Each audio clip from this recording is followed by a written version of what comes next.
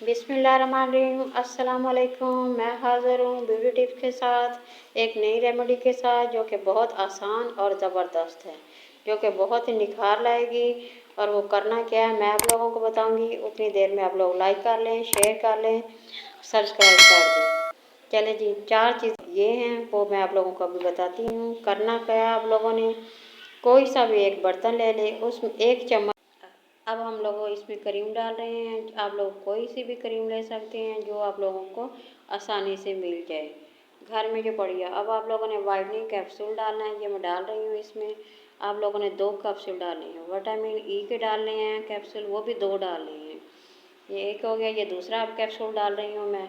अब इन तमाम चीज़ों को हम लोगों में डाल के इतनी मिक्स करना है, अच्छी तरह से मिक्स करना है। विटामिन ई के कैप्सूल डाल दिए हैं। अब एलोवेरा का जेल डालेंगे, वो डालना है आप लोगों ने 1 चम्मच डालें। यहाँ पे मैं 1.5 चम्मच डाल रही हूँ। अगर आप लोगों को सही लगे तो आप लोग 1 चम्मच डालें। अब इन्हें अच्छी तरह से, बिल्कुल अच्छी तरह से मिक्स करना है।